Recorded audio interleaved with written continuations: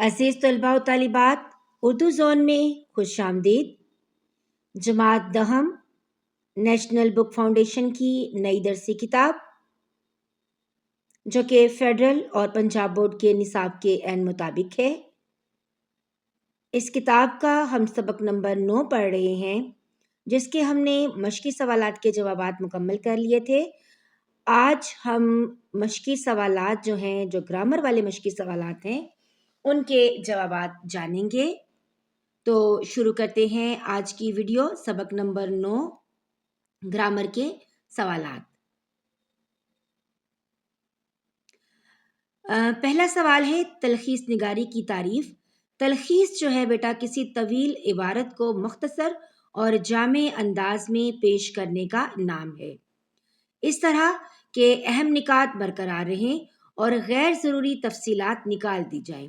جیسے اب چھوٹی کلاسز میں کسی بھی سبق کے اہم نکات جو تھے وہ شروع میں تحریر کر لیتے تھے سبق کو پڑھنے سے پہلے، یعنی مشقی سوالات ان کے تحریر کرنے سے پہلے آپ سارے سبق کے اہم نکات جو ہیں وہ ان کو تحریر کرتے تھے، پھر ان کی مدد سے آپ سوالات کے جوابات تحریر کرتے تھے، یعنی تلخیص کرتے تھے۔ سوال ہے کہ عبارت کی تلخیص کریں۔ اصل عبارت ہے ایشیا کی تمام قومیں یہی سمجھتی رہی ہیں کہ اچھا بادشاہی رعایا کی ترقی اور خوشی کا ذریعہ ہوتا ہے۔ یورپ کے لوگ جو ایشیا کے لوگوں سے زیادہ ترقی کر گئے تھے، وہ یہ سمجھتے تھے کہ ایک عمدہ نظام قوم کی عزت، بھلائی، خوشی اور ترقی کا ذریعہ ہے، خواہ وہ انتظام یا باہمی قوم کے رسم و رواج کا ہو یا پھر گورنمنٹ کا۔ اور یہی سبب ہے کہ یورپ کے لوگ قانون بنانے والی مجلسوں کو بہت بڑا ذریعہ انسان کی ترقی اور بہبودی کا خیال کرتے، ان کا درجہ سب سے اعلیٰ اور نہایت بیش بہا سمجھتے تھے، مگر حقیقت میں یہ سب خیال غلط ہے۔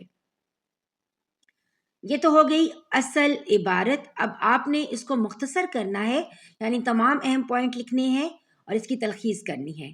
تو ایسے ہوگی کہ ایشیا کے لوگ بادشاہ کو خوشی اور ترقی کا ذریعہ مانتے تھے، جبکہ یورپ کے لوگ عمدہ انتظام اور قانون ساز مجلس کو انسان کی بھلائی کا سبب سمجھتے تھے، لیکن حقیقت میں یہ سب تصورات غلط ثابت ہوتے ہیں۔ تو تمام اہم نکات کی مدد سے ہم نے عبارت کی تلخیص کر دی۔ اگلا سوال ہے تھیسارس کی تعریف کریں۔ بیٹا تھیسارس ایک ایسی کتاب یا لغت کو کہا جاتا ہے جس میں الفاظ کے مترادفات یعنی سینونیمز اور متضاد الفاظ دیے جاتے ہیں۔ ان کی مدد سے قاری کسی اینٹونیمز لفظ کے لیے بہتر یا متبادل الفاظ تلاش کر سکتا ہے۔ تو یہ تو ہو گیا تھیسارس کسے کہتے ہیں اور یہ ایک کیسی کتاب کا نام ہے۔ تو اس میں الفاظ کے مترادفات دیکھے جاتے ہیں اور پھر اس لفظ کا متبادل لفظ جو ہے وہ تلاش کیا جاتا ہے، یعنی ایک ہی لفظ کے بہت سارے معنی ہو سکتے ہیں، تو جو مترادفات ہوں گے نا وہ ہم تھیسارس کی مدد سے دیکھتے ہیں۔ ٹھیک ہو گیا؟ بڑھتے ہیں اگلے سوال کی جانب، جو کہ ہے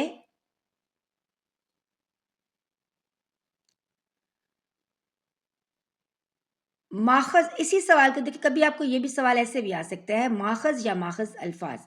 لفظ تھیسارس یونانی زبان کے لفظ تھیسورس سے نکلا ہے، جس کے معنی خزانہ یا ذخیرہ کے ہیں، اسی لیے تھیسورس کو الفاظ کا خزانہ بھی کہا جاتا ہے۔ تو یہ اس کی ڈیفینیشن ہو جائے گی کہ تھیسارس کون سی زبان کا لفظ ہے، اور جو ہے یہ آپ کو آبجیکٹیو میں آ سکتا ہے، تو اس کا معنی بھی یاد کر لیجئے گا اور اس کا ماخذ بھی دیکھ لیجئے گا۔ اچھا، اگلا سوال ہے کہ اہم جملے ہیں سبق میں سے کچھ دیے ہوئے، ان کی ہم نے وضاحت کرنی ہے۔ جیسے ہے گیدڑ کی جب موت آتی ہے تو شہر کی طرف بھاگتا ہے۔ اس کی وضاحت یہ ہے کہ یہ ایک ضرب المثل ہے اور اس کا مطلب یہ ہے کہ جب انسان کے برے دن آتے ہیں تو تمام تدبیریں بھی الٹی ہی اسے سوچتی ہیں، یعنی وہ جو بھی کسی مشکل میں جو کچھ بھی سوچے گا تو وہ بھی اس کے حق میں نہیں جائے گا بلکہ اس کے مخالف ہی جائے گا۔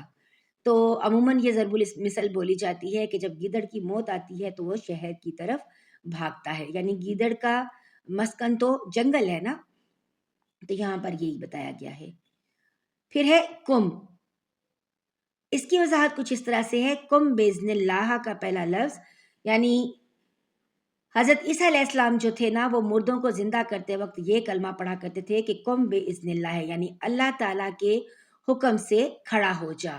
تو کم کا مطلب ہوتا ہے قیام کرنا، کھڑے ہو جانا، باذن اللہ ہے اللہ تعالیٰ کے حکم سے۔ تو یہاں پر یہ جو لفظ استعمال ہوا ہے کم، تو یہ کھڑے ہو جا کے لیے ہے۔ ٹھیک ہو گیا۔ اگلا جملہ ہے مردے کے پیچھے لٹھ لے کر پڑ جایا کرتے تھے، یعنی اس کی وضاحت کچھ ایسے ہے کہ بے وقوفی کے کام کرنا، یعنی ایسے کام کرنا کہ اور ایسا کام کرنے کی ضد کرنا جو کہ ناممکن ہوتا ہے۔ جیسے دیکھیں بیٹا، زندہ کے لیے تو اگر آپ اس کو سمجھانے کے لیے آپ کوئی چھڑی یا سٹک، لٹھ جو ہے وہ لکڑی کا بڑی جو ہے وہ سٹک ٹائپ ہوتی تھی، تو وہ انسانوں کے لیے مطلب زندہ کے لیے تو ہے، لیکن مردہ جو ہے اس پر کیا اثر ہو سکتا ہے۔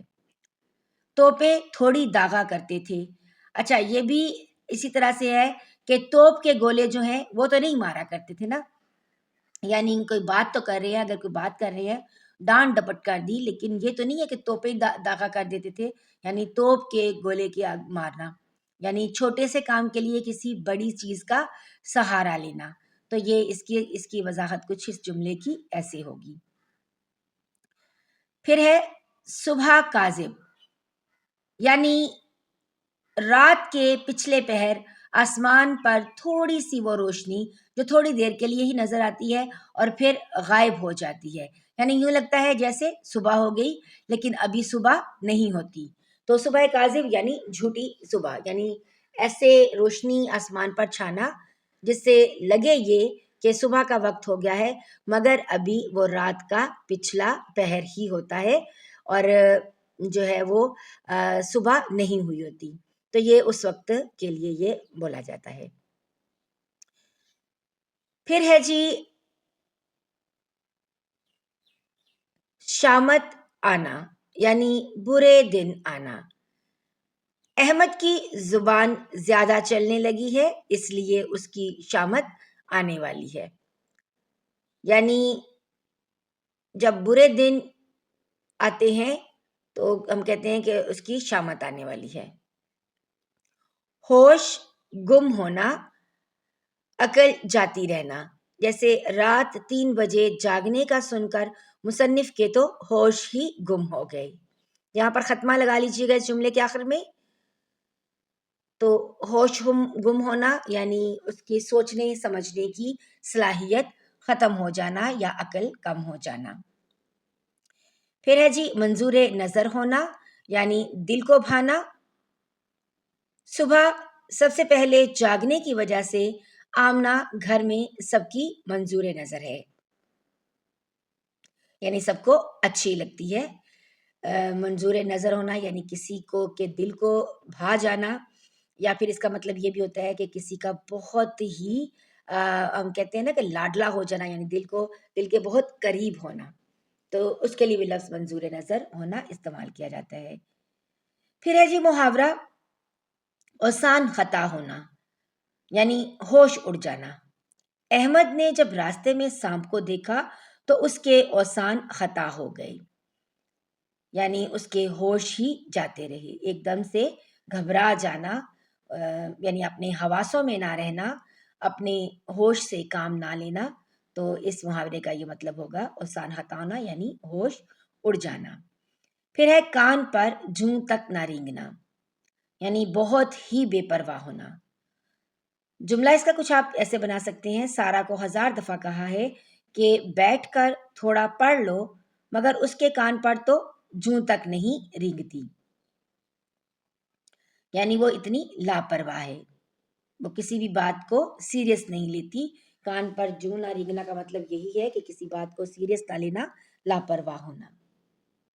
اوکے جی، آگے سوال ہے، درج ذیل میں ایک خبر اور ایک کالم دیا جا رہا ہے، آپ ان کی جزیات کو سمجھتے ہوئے ان پر تنقید و تبصرہ کریں۔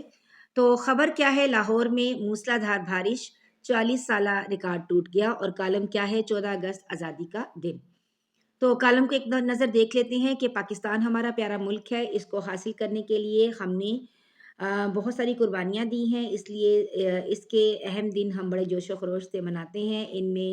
ان دنوں میں ہم یوم آزادی جو ہے وہ ایک اہم ترین دن ہے۔ پاکستان بننے سے پہلے برصغیر پر تقریباً 100 سال تک انگریزوں کا قبضہ رہا۔ انگریزوں کے قبضے سے پہلے برصغیر پر مسلمانوں کی حکومت تھی۔ انگریزوں سے آزادی حاصل کرنے کے لیے مسلمان مسلسل کوشش کرتے رہے۔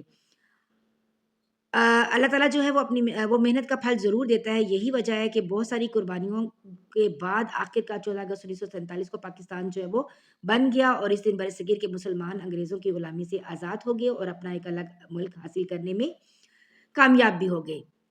یہ ملک ہم نے اسلامی تعلیمات کے مطابق زندگی بسر کرنے کے لیے حاصل کیا ہے، اور اس کامیابی کی خوشی میں ہم ہر سال 14 اگست کو تمام دن خاص تقریبات منعقد کرتے ہیں۔ ان بزرگوں کی کوششوں کی یاد کو تازہ کرنے کے لیے تقریریں کرتے ہیں، جنہوں نے عظیم قربانیاں دے کر ہمارے لیے وطن بنایا۔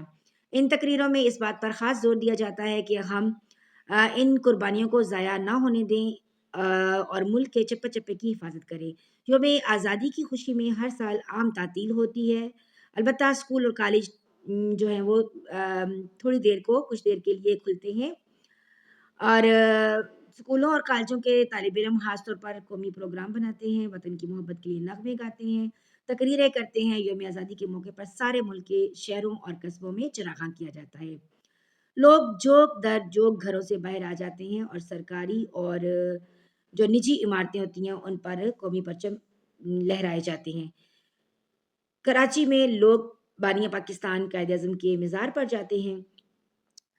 اب ہم اس سے ریلیٹڈ جو ہیں وہ سوالات دیکھ لیتے ہیں۔ جیسا کہ بیٹا خبر جو ہوتی ہے نا، خبر آپ کو پہلے بھی بتایا کہ ایک ایسی شہ سرخی سی ہوتی ہے، جیسے کہ یہاں پر خبر کیا ہے کہ لاہور میں موسلادھار بارش اور 44 سال کا ریکارڈ ٹوٹ گیا۔ تو خبر جو ہوتا ہے نا، جو شہ سرخی بنائی جاتی ہے وہ اس طرح سے ہوتی ہے، جیسے آپ فرض کریں کہ اگر یہ کہا جائے کہ کتے نے آدمی کو کاٹ لیا، تو یہ ایک جو ہے خبر نہیں ہوگی، جبکہ اگر یہ کہا جائے کہ آدمی نے کتے کو کاٹ لیا تو یہ ایک چونکا دینے والی خبر بن جائے گی۔ تو اسی طرح خبر جو ہوتی ہے اس کو پہلے صفحے کے جو ہے وہ شروع میں لکھا جاتا ہے، اور اگر تو خبر بڑی ہے تو پھر اس کی بقیہ جو خبر ہے وہ باقی صفحات کے اندر والے کالم پر لکھ دیے جاتے ہیں، اور اگر خبر چھوٹی ہے تو اس کو پہلے ہی صفحے پر جو ہے مکمل کر دیا جائے گا۔ یہ خبر کی مناسبت پر ہوتا ہے کہ وہ چھوٹی ہے یا بڑی ہے یا کیا اہم خبر ہے۔ جبکہ بیٹا کالم کو دیکھیں تو جیسے ابھی ہم نے ایک کالم پورا پڑھا ہے نا، تو کالم بھی ایک خاص قسم کی جو ہے وہ جو ہے مضمون ہوتا ہے۔ جیسے ہم نے ابھی جو ایک کالم جو ہے وہ پڑھا ہے، اور یہاں پر میں نے اس کی تعریف وغیرہ جو ہے تفصیل لکھ دی ہے، تو آپ ایک نظر اس کو پڑھ لیجئے گا۔ مجھے امید ہے کہ یہاں تک جو ہے وہ لیکچر آپ کو سمجھ میں آ گیا، اور تقریباً تمام ہی مشقی سوالات کے جوابات تحریر کر دیے گئے ہیں۔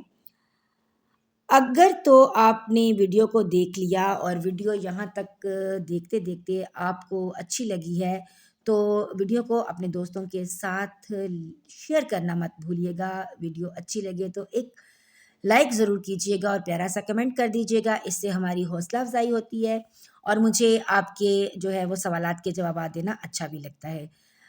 اگر چینل پر نئے ہیں تو چینل کو سبسکرائب کر دیں۔ ملتے ہیں ایک نئے ویڈیو لیکچر کے ساتھ، تب تک کے لیے اجازت دیجیے گا، دعاؤں میں یاد رکھیے گا۔ اللہ حافظ۔